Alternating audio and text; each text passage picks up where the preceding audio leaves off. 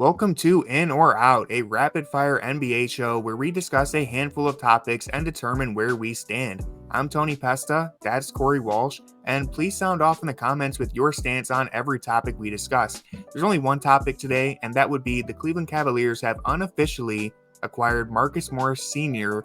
off of the buyout market. I say unofficially because so far the only source for this is Patrick Beverley. So Woj, if you are currently being held hostage somewhere, please tweet something to alert us. Maybe put Isaac Okoro and Jarrett Allen on your all-defensive team so we know something is up. But nonetheless, Morris reportedly plans on signing with the Cavs. Whether the Cavs plan on signing Morris is yet to be seen, I guess. Corey, are you in or out on Marcus Morris?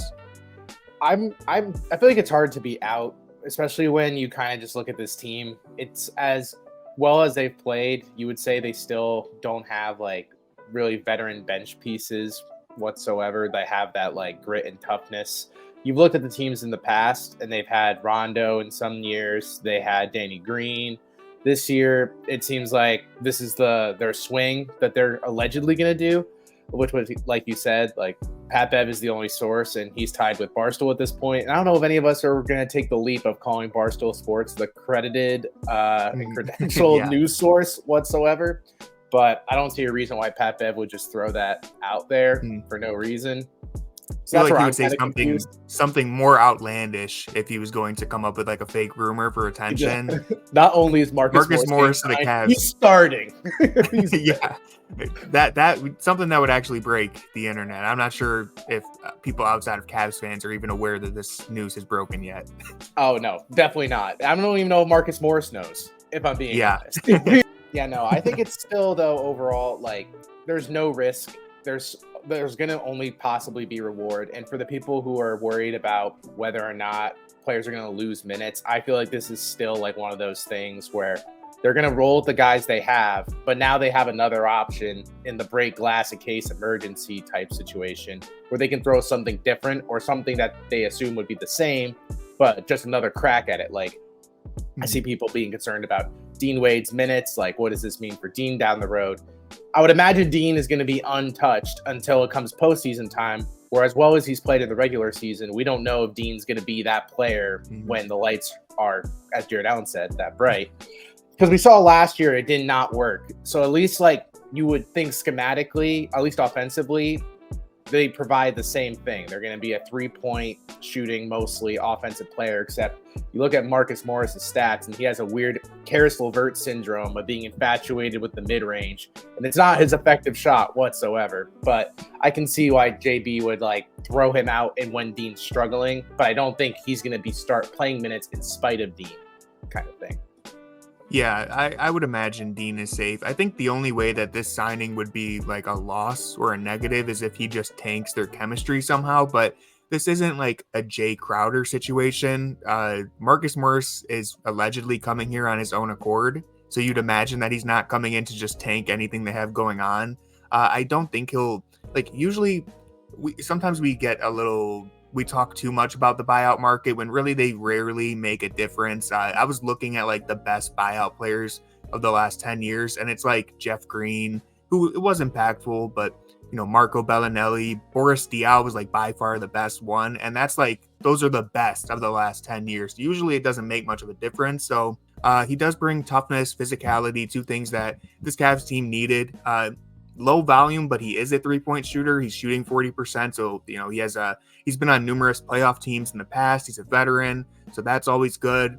I would say for this Cavs team, he is kind of a plug and play player. There's only 15 games left, and it'll be even fewer than that by the time he joins the roster. So he won't have much time to get initiated to begin with, but you can kind of just throw him out there, and I think he'll be able to fit in. And as you mentioned with like the break glass in case of emergency, he's kind of just, I would say, like a better version of this Danny Green signing we saw last year, where when you get to the playoffs, sometimes you never know what's going to happen. I don't think we planned on playing Danny Green. If it comes down to George Niang isn't playable in a series, let's say Tristan Thompson isn't the same version that we saw earlier in the season, and maybe Dean Wade is just having a bad series. Maybe he's not hitting shots. Maybe he's not even taking shots anymore. He loses his confidence. I think it's a quality insurance to have someone like Morris who, worst case scenario, you put him out there. I think it's better than any of the other options they had. Yeah, I guess it also depends on the context in which he's brought aboard, because I think if I'm remembering about the Danny Green thing, if you remember after the series, he was like on NBA Countdown. He was complaining how he think there was a Yeah. disconnect between the Cavs and him, and that's why it was such an awkward time with the team, because I think he was promised minutes like to ramp up. Yeah. But he only got minutes when we were losing in the Knicks series, and then it just felt like this is a really poor time to have like rehab in the middle of a game. Like, this is like not an exhibition. This is like kind of our life or death situation.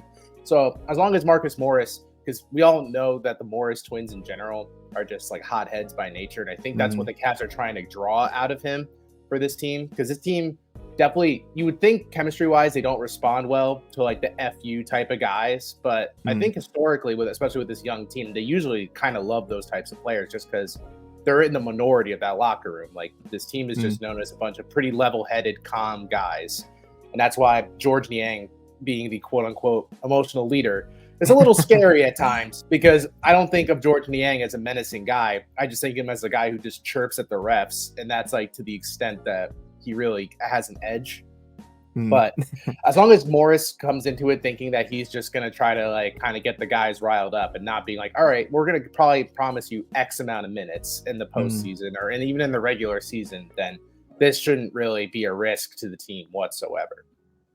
Yeah, it's a low risk, moderate reward type of situation. It's not going to tip the scales one way or another, I wouldn't say, but for a backup, or I mean, for a buyout signing in mid-March, he will be playoff eligible too. Like, it's basically as good as you can do. It's everything you would expect at this point. So, any last comments? No, just that I think the best case overall though should be that if he's in a series, that's a lose, because it means that something didn't go right. And if we're going to rely on this buyout signing at some point down the road, then that just shows blemishes within the roster more than it shows that we shouldn't have signed Marcus Morris. Yeah, I agree 100%. I think we're both tentatively in on this. Is there anyone with this contract, would you rather if it had been anyone else, like whether on the G League team or just convert someone else? Because I don't. No, I think this is it. Yeah, I agree. I know there was a little bit of chatter about we could have just brought Emoni Bates up, but I think I would rather, like, if you had to play someone in the playoffs, I would rather play Morris in the playoffs still than Emoni. Emoni's a promising young player. I think the Cavs will give him a contract at some point, maybe not in the offseason.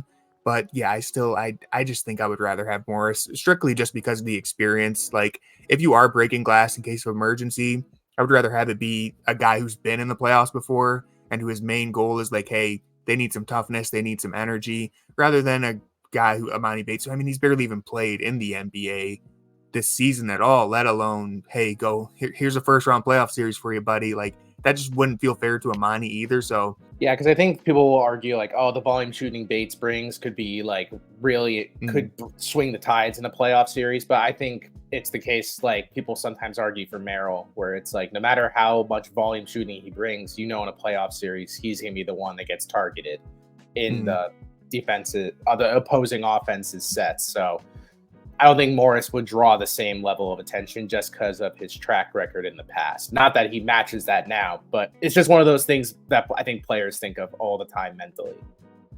Definitely. And I think Morris is still, as I mentioned, more plug and play than Emoni. Like, Morris, he has a great understanding of what his role is in the NBA. He's always managed to do that with every playoff team he's been with. He knows his role and he's pretty decent at it throughout his career. So, and whereas Emoni is still someone who's searching for that. So I think I'm looking forward to seeing how this plays out, basically. That's going to do it for this episode of In or Out. Thanks, everyone, for watching. Please sound off in the comments and let us know if you are in or out on Marcus Morris. And with all that being said, go Cavs. Hi, Brian.